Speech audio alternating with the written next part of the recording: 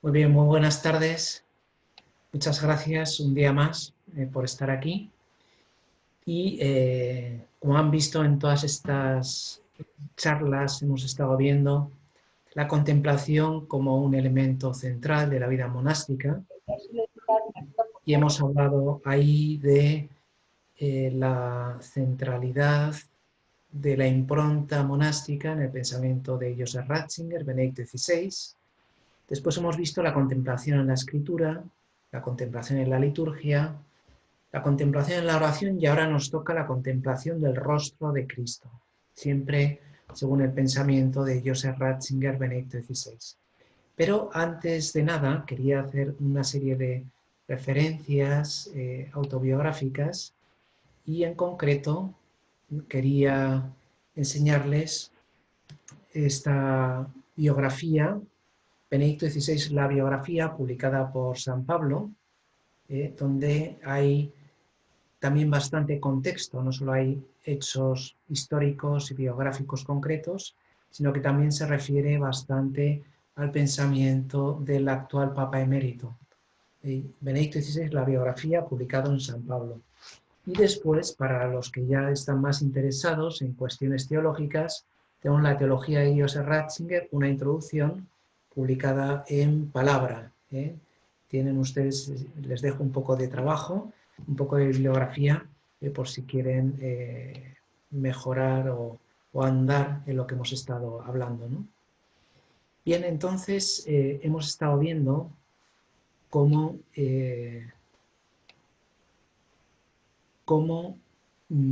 habíamos traducido el término de eh, San Benito, Nila Christo Preponatur, eh, lo que era Nila Opere Dei Preponatur, lo hemos parafraseado como Nila Christo Preponatur, Cristo por delante. Mea grammatica Christus est, afirmaba San Pedro Damián con toda la violencia de su amor, decía Jacques Leclerc. Por el contrario, en un curso de Cristología impartido por el profesor Ratzinger, en 1967 en Tubinga, la gran meca de la teología en Alemania, afirmaba que el concepto de Cristo ha caído en una crisis histórica. En este sentido, como veremos más adelante, él cuenta una anécdota que puede servir un poco para situar el problema, ¿no? De cómo fueron a verle unos obispos latinoamericanos cuando él era prefecto de la Congregación de la Doctrina de la Fe. Y estos obispos latinoamericanos, a su vez, le contaron una anécdota de que fueron a verle un grupo de indígenas. Estos indígenas venían a dar las gracias, a agradecer pues, el pozo que habían construido, el dispensario que habían levantado, la escuelita que habían instalado, pero al final les dijo, bueno, pero necesitábamos que nos hablaran del nombre de Cristo, que nos hablaran de Jesucristo. Entonces vinieron unos protestantes, nos hablaron de Jesucristo y nos hemos hecho protestantes. A Ratzinger esta anécdota le dejó muy pensativo y llegó a preguntarse si a lo mejor en la Iglesia habla demasiado de sí misma y no habla tanto de Jesucristo. Por eso él termina todo su pensamiento centrado en la persona de Cristo. En un mundo y con una ciencia dominados por el fenómeno, seguía diciendo allí en Tubinga, la pregunta sobre el Hijo de Dios resulta inoportuna y extemporánea. Es más, la cuestión de la muerte de Dios parece terminar de una vez por todas con el asunto cristológico.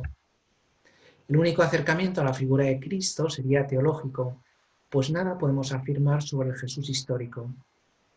Mientras los hombres lo reconocen como un gran hombre, los discípulos lo adoran y creen en él. El Jesús histórico se encuentra netamente separado del Cristo de la fe en la situación actual. Hemos visto la separación que hacía Bullmann, parece ser que en la mentalidad no solo de los teólogos, sino también de algunos creyentes, está separada estas dos dimensiones, la divina y la humana, la fe y la historia. Nos encontramos ante un Jesús cada vez más alejado de nosotros, pues en realidad solo podemos saber de él algunas afirmaciones remotas. Y aquí el dilema que nos encontramos. La cristología es, se acaba definiendo ahí, un intento de acoger y asumir de modo cabal el logos de nuestro conocimiento, de nuestro sentido. La cristología es una función de la fe, realiza de modo pleno la fe.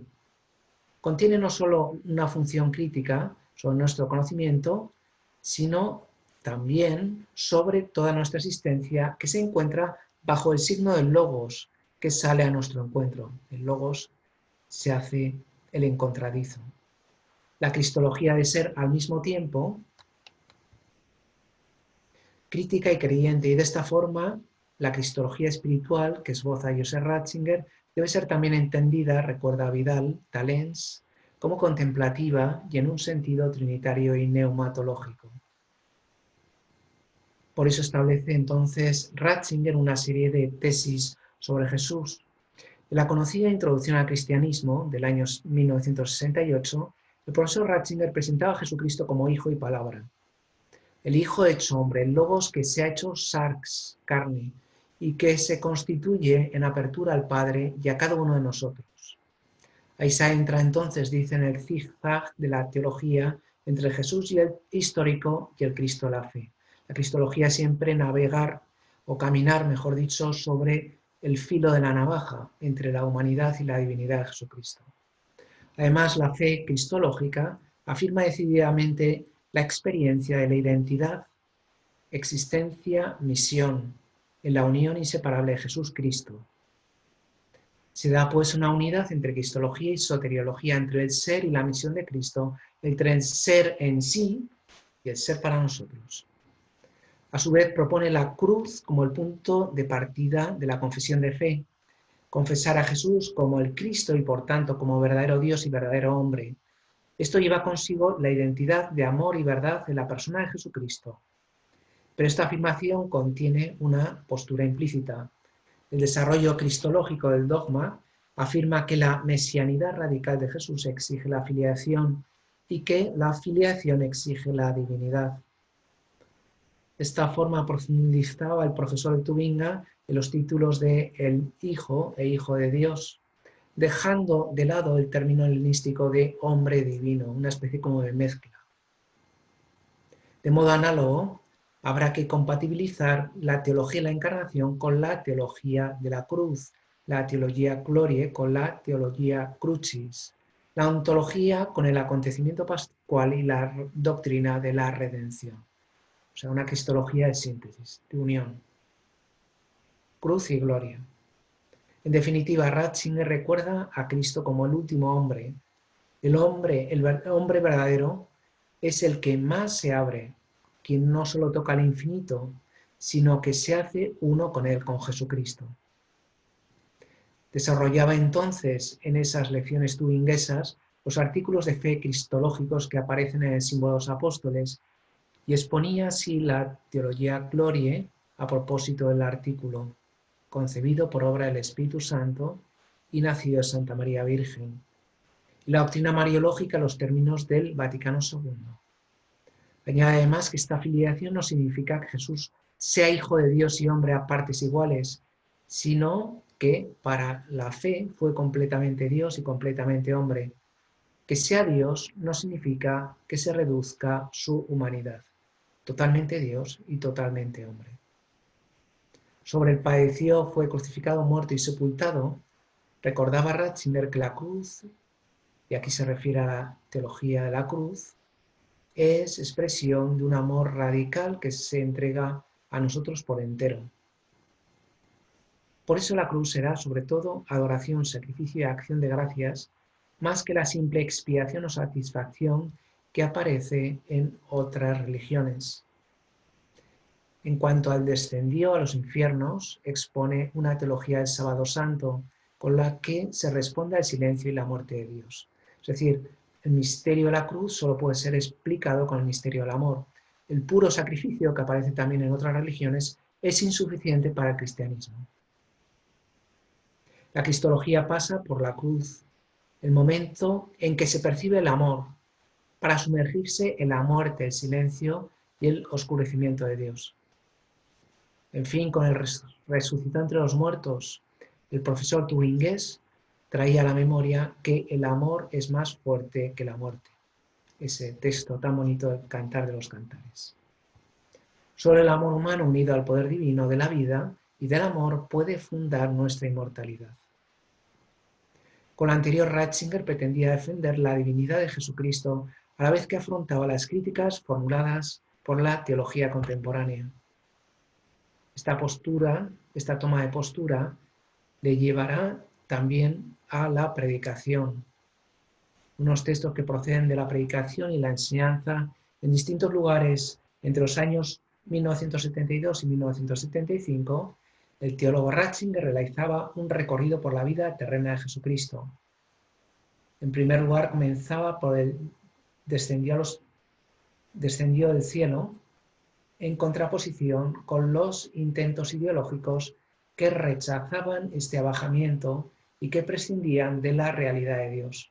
El bajar del verbo denota una superioridad que no todos aceptan. No todos aceptan la divinidad de Jesucristo. Quien desea entender el descenso debe comprender primero el misterio de la altura, que aquí se expresa con la palabra cielo.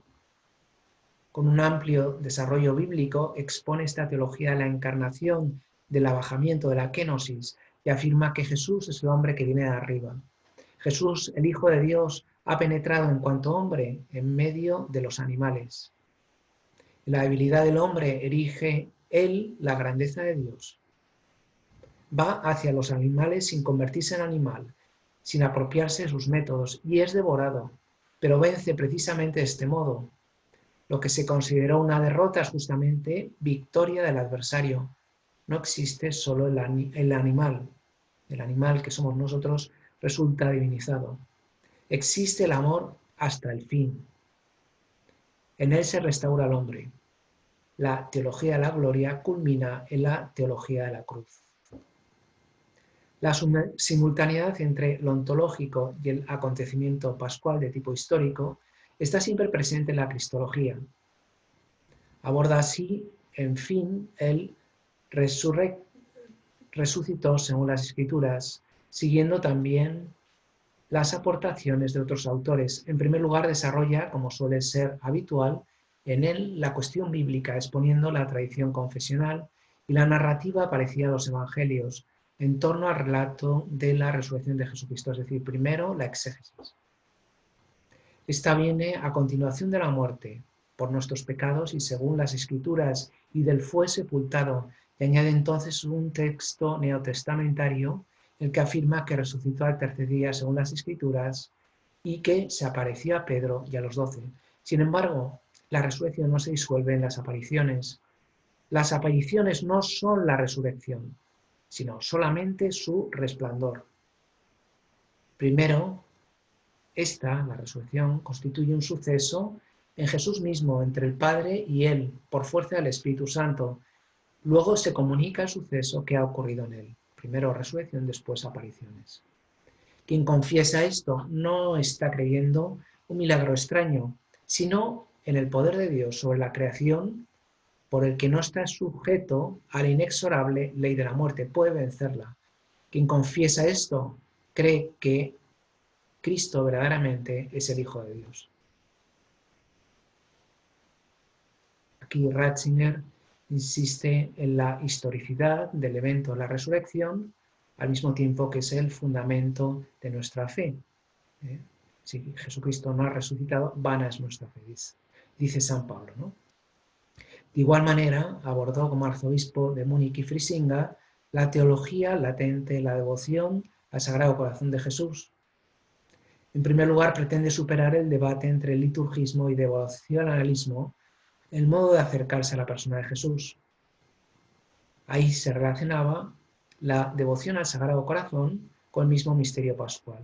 Es decir, la devoción al Sagrado Corazón, que a veces se puede tomar como algo sentimental o puramente piadoso, lo conecta con lo litúrgico y con la fuente de la liturgia, que es el misterio pascual. Le da, por decirlo así, un trasfondo profundamente cristológico. A su vez, en el texto de Juan 19:34, uno de los soldados le atravesó el costado con una lanza y al momento salió sangre y agua. Ratzinger ve la unidad entre cristología, neumatología y eclesiología. Cristo se comunica en el Espíritu Santo y es el Espíritu Santo quien transforma la arcilla en un cuerpo vivo, es decir, quien une a los hombres divididos en el único organismo del amor de Jesucristo. Es decir, ese elemento cohesionador del espíritu, ese pegamento, podríamos decir, ¿no?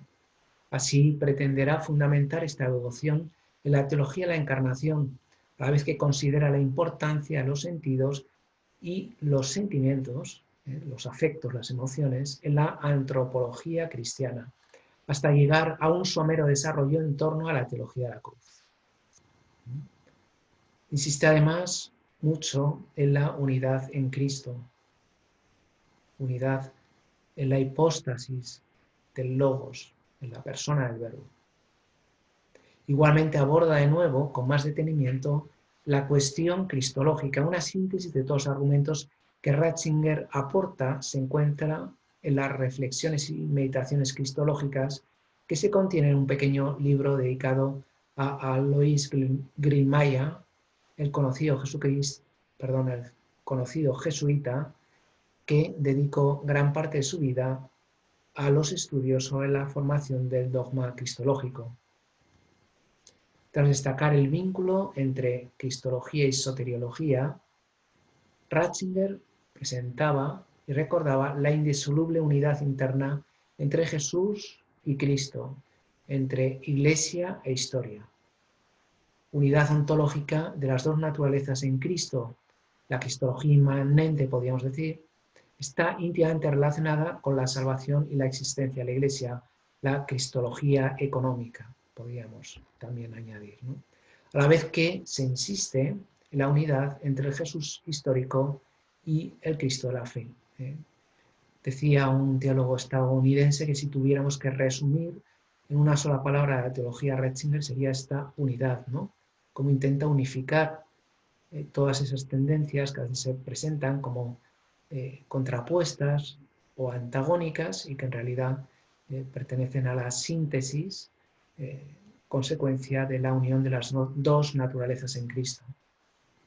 La misma línea de la cristología joánica, el entonces prefecto de la Congregación de la Doctrina de la Fe, presentaba la figura de Jesús en continua unión al Padre.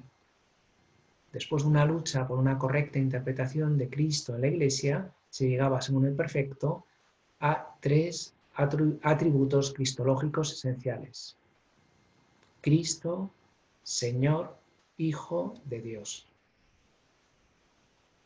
Llamar a Jesús el Hijo no implica en absoluto aplicarle el oro mítico del dogma, como viene repitiendo a partir de Reimarus. Es por el contrario la resonancia más directa con la figura histórica de Jesús. Todo el testimonio de los evangelios concuerda a la hora de afirmar que las palabras y las acciones de Jesús procedían de la más íntima unión con el Padre, es decir, unidad en la persona de Cristo y unidad entre el Padre y el Hijo. En segundo lugar, Ratzinger recuerda que Jesucristo ha muerto rezando, amando y adorando al Padre. Todos los evangelistas están de acuerdo en que las últimas palabras de Jesús constituían una expresión de su disposición al Padre y un grito dirigido no a algo o a alguien, sino a Él. Estar en diálogo con Él constituía su más íntima esencia. Por eso Ratzinger añadía una tercera tesis cristológica en la que se unen la fe y la adoración al mismo tiempo. Puesto que la oración es el centro de la persona de Jesús, insiste mucho en la oración de Jesús, también en sus catequesis durante el pontificado, podemos conocerlo y comprenderlo solo si participamos de su oración. En esa oración se expresa esa unión con el Padre y nosotros nos conectamos con el Padre por medio de Jesucristo a través de la oración de Jesús. No podremos, por tanto, encontrar a Jesucristo sin la oración, sin introducirnos en ese diálogo continuo del Hijo con el Padre. A lo que se añade una cuarta tesis, por la que llegamos de Cristo a la Iglesia. La comunión con la oración de Jesús incluye la comunión con los hermanos. Por eso la Iglesia es el cuerpo de Cristo. Algunos dicen Cristo sí, Iglesia no. Son inseparables. La Iglesia es la ampliación, la continuación de Cristo, Cristo extendido, Christus totus, ¿no? El cuerpo de Cristo, la esposa de Cristo, esa es la Iglesia. Y todo lo que está presente en la memoria y el conocimiento de Cristo se contiene en la misma Iglesia, pues en ella vive y está presente Cristo. Jesús enseñó a sus discípulos a decir, Padre nuestro, no simplemente Padre mío, dimensión comunional, social, comunitaria. Por eso el fin de la relación del cristiano con Cristo es no solo la comunión con Él, sino también con el Padre que está en los cielos. Y esta doble comunión es la que crea en nosotros eclesial. Además, la voluntad divina no anula ni absorbe la voluntad humana de Jesús, con lo que la libertad humana de Cristo sigue siendo plena. Aquí suelo explicarlo con la escena del sudor de sangre en el huerto de Getsemaní, y la intensa angustia interior que tiene hace que se rompan los capilares y que la sangre salga por las glándulas sudoríparas. Esa lucha entre la voluntad humana que dice, Padre, si es posible que pase de mí este cáliz, y la voluntad divina, pero no se haga mi voluntad sino la tuya. Esa lucha entre las voluntades divina y humana de Jesucristo, consecuencia de las dos naturalezas, es lo que produce ese sufrimiento tremendo del sudor de sangre. La voluntad humana de Jesús encuentra su lugar en la voluntad del Hijo. Obrando de este modo recibe la identidad, es decir, la subordinación completa del yo al tú, la autodonación y la entrega del yo al tú. Esta es la esencia del que es pura relación y acto puro. En la medida que el cristiano identifica su libertad con la de Cristo, alcanza su propia liberación, es decir, lo salva, lo diviniza, lo hace Dios. Esto es lo que se desprende al leer de la Escritura. Por otra parte, Ratzinger se opone a la ideologización de la imagen de Jesús como consecuencia de no haber hecho un análisis crítico de los presupuestos metodológicos que preceden a la lectura de los textos bíblicos, ese criticar la crítica de la cual hablábamos, ¿no? Por eso repropone una lectura de las fuentes bíblicas sin prejuicios ni preconcepciones. Así revisa la hermenéutica de la fe, pues es la única capaz de mantener el testimonio de las fuentes y es la única con capacidad para trascender la diversidad de culturas, épocas y pueblos y presentarnos realmente el rostro de Cristo, ¿no? La unidad de la persona de Jesús, continuaba, que una a Dios con el hombre se fundamente la unión entre Dios y el mundo, a cuyo servicio ha de estar la teología. Pero esta síntesis no solo se puede acabar, insiste de nuevo, por medio de la oración. La cristología nace solo de la oración y de ningún otro lugar. Es decir, lo que está proponiendo Ratzinger es una cristología espiritual que nace precisamente de la oración. Bien, junto a esta cristología espiritual va a abordar también la centralidad de Cristo. Es el próximo apartado, la centralidad de Cristo. En los años 70 y 80 del siglo XX, las teologías de la liberación presentaban a un Jesús tan solo humano y en clave política que en el fondo venía a ser deudor de los desarrollos cristológicos ya vistos. Después, la irrupción de la teología de las religiones y del llamado pluralismo religioso tendía de nuevo a eclipsar la importancia de la figura de Cristo como único redentor. En 1989, el prefecto Ratzinger volvía a presentar un resumen sobre la situación de la cristología en aquel entonces, el curso de verano de El Escorial, titulado después como Jesucristo hoy. En esta conferencia recordaba que Cristo es hombre de verdad, pero que también es Dios, tal vez para completar la figura del Cristo liberador de la teología de la liberación. La atención centrada en la humanidad de Cristo va haciendo desaparecer su divinidad. La unidad de la persona se disgrega y dominan las reconstrucciones de Jesús como puro hombre, que refleja más las ideas de nuestro tiempo que la verdadera figura de nuestro Señor. Es decir, ser Cristo pacifista o ecologista, o puramente el Cristo guerrillero, bueno, que puede tener algo de estos elementos, pero que desde luego su atributo principal es precisamente el de ser hijo de Dios. Se trataría, pues, de una nueva versión del nestorianismo o arrianismo, pues se ha generalizado la opinión, continuaba, de que solo podemos seguir a Jesús hombre y no al Hijo de Dios. Ratzinger reivindicaba una vez más los concilios segundo en Nicea y tercero de Constantinopla y reproponía allí a Jesucristo, el Hijo de Dios hecho hombre, como el único mediador y salvador de los hombres. De ahí vendrá la Dominus Jesus, como se acordarán, ¿no? La unicidad y la universalidad salvífica de Jesucristo. Bien, Cristo y la ontología. ¿Qué nos dice sobre Cristo y la ontología? Junto a esta necesidad de reconocer las dos naturalezas de Cristo, Ratzinger desarrollaba a su vez la continuidad entre el Jesús histórico y el Cristo de la fe, según la sentencia neotestamentaria. Jesucristo es el mismo ayer, hoy y siempre. La perennidad y la continuidad salvífica de la persona de Cristo apuntan hacia su divinidad. Por el contrario, el que solo quiere ver a Cristo en el ayer, no lo encuentra. Y el que solo quiere tenerlo hoy, tampoco lo encuentra. Él es desde el principio el que fue, es y vendrá. Pasado, presente y futuro se unen en su persona. Si renunciamos a participar en una existencia que se dilata en esas dimensiones, no podemos comprender a Jesús. Y comprender a Jesucristo, continuaba, supone verlo como camino, verdad y vida. Será esta la sentencia fundamental del Cristo joánico que el teólogo alemán glosa del siguiente modo: el que tenga sed, que venga. Jesús sigue siendo hoy la fuente inagotable de agua viva.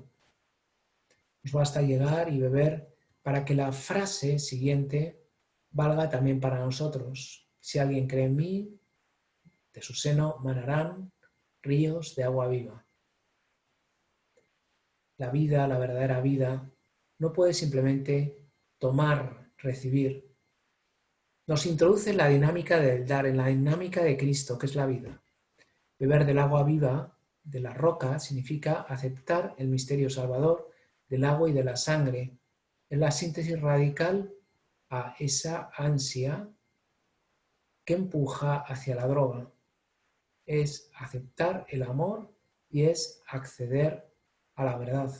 Y esto es precisamente la vida. Es lo contrario de esa droga, que lo que quiere es simplemente satisfacer una adicción, recibir, tomar, gozar, placer, puro placer, y lo que hace es donarse, darse, entregarse. ¿Y por qué se cree en Jesús pero no en Cristo, en su Iglesia? Sería la siguiente cuestión que abordaba Ratzinger en 1992. No solo se trata del problema Cristo sí, Iglesia no, sino también Jesús sí, Cristo o Hijo de Dios no. Es decir, Jesús como hombre sí, pero no como Dios. La verdadera crisis se encuentra en la cristología, no en la eclesiología. Aparece así un Jesús meramente antropológico y profundamente desmitificado, secularizado. Digámoslo con claridad, el hombre de hoy no entiende ya la doctrina cristiana de la redención, no encuentra nada parecido en su propia experiencia vital, no puede imaginar nada detrás de términos como expiación, sustitución o satisfacción. Lo designado con la palabra Cristo, Mesías, no aparece en su vida y resulta una fórmula vacía. La confesión de Jesús como Cristo cae por tierra. Entonces triunfan las interpretaciones sobre Jesús de tipo sentimental, psicológico o puramente político, con lo que la consecuencia resulta clara. La figura de Cristo debe presentarse en toda su altura y profundidad. No podemos conformarnos con el Jesús a la moda. Por Jesucristo conocemos a Dios y por Dios conocemos a Jesucristo. Y solo así nos conocemos a nosotros mismos y encontramos la respuesta sobre el sentido y la felicidad definitiva y permanente del ser humano. Es decir, aquí nos la jugamos. Conocer la figura de Jesucristo, la persona de Jesucristo, resulta definitivo, primero para conocer a Dios en profundidad y la Trinidad entera, y también para conocernos a nosotros mismos. Decíamos ayer que nosotros nos conocemos en Cristo. En este sentido resulta significativo que el cardenal Ratzinger firmara una presentación de un texto anterior de la Congregación de la Doctrina de la Fe titulado El misterio del Hijo de Dios, el 20º aniversario de su publicación. La figura y la obra de Jesucristo, comenzaba diciendo, y su relación con el misterio de Dios, tiene una centralidad objetiva y fundamental y poseen una riqueza inagotable para la fe cristiana y para la reflexión teológica de cualquier época. En primer lugar, el prefecto situaba la declaración en el contexto teológico del momento y allí reseñaba un protagonismo y desarrollo notable de la cristología en la que se intentaba conjugar el renovado interés por la historia y la antropología. Nos hablaban ayer, ¿no? Más que un enfoque meramente ontológico, se pretendía destacar la dimensión histórico-salvífica en la que se subrayaba la acción redentora de Cristo y de su muerte. Aquí hay una vieja historia, y es que mientras el pensamiento protestante tiende más a entender el cristianismo como historia de la salvación de un modo unilateral, Heilgeschichte, sin embargo, en ámbito católico se entiende al mismo tiempo como historia salutis, como historia de la salvación, tal como dice el concilio, pero también incide en la ontología de Jesucristo, cómo Él es, las definiciones de persona y naturaleza, por ejemplo. Se procedía además a considerar la figura concreta de Jesús de Nazaret.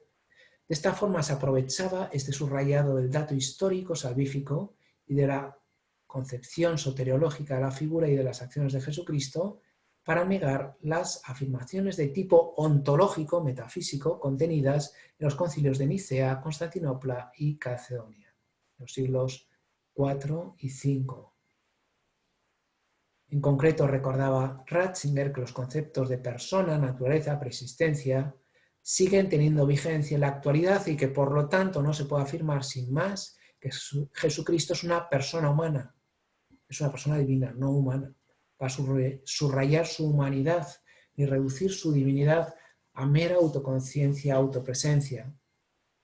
La renovación del lenguaje teológico nos podría llevar así a vaciar de contenido la realidad del dogma.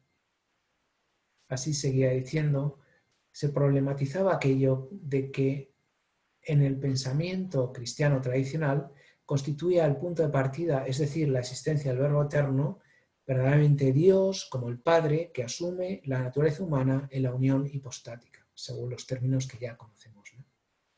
En esta situación intervienen, por tanto, no solo una mayor fidelidad a la perspectiva bíblica o una mayor sensibilidad antropológica, sino también la influencia de varias escuelas filosóficas como la fenomenología, existencialismo, hermenéutica, estructuralismo, etc. Tal concepto problemático podría llevar así a rechazar también las nociones de hipóstasis o naturaleza divina. De esta forma, la declaración se proponía precisar y recordar los puntos irrevocables de la profesión de fe cristológica de la Iglesia, sin renunciar a la renovación propia del lenguaje teológico, tal como pretenden todas las ciencias. En definitiva, Ratzinger termina su itinerario teológico con la cristología. Solo si sabemos no solo confesar, sino también explicar que Jesús es Dios, solo así podemos demostrar que nos puede salvar. Si Jesucristo no es Dios, no nos puede salvar, no nos puede introducir en esa vida divina, no nos puede abrir la puerta a la eternidad. Es un hombre que a lo mejor nos puede consolar, nos puede animar, nos puede subir la autoestima, pero en ningún momento nos puede salvar y redimir. Pero su contrario también es cierto. Solo si es hombre puede salvarnos del todo y puede redimir toda nuestra naturaleza humana, todo nuestro cuerpo, y por eso tendremos un cuerpo glorioso como el suyo, ¿no? Solo Él es Hijo de Dios. Decíamos que en su pontificado decidió escribir el Jesús de Nazaret, y no es porque no tuviera nada que hacer, tenía mucho que hacer. Pero el hablar de Jesucristo constituía una de las funciones principales de su ministerio. Este libro, del cual hablaremos más adelante, Jesús de Nazaret, en sus 3 volúmenes, demuestran esta centralidad de Jesucristo en el pensamiento de Joseph Ratzinger. Muchas gracias.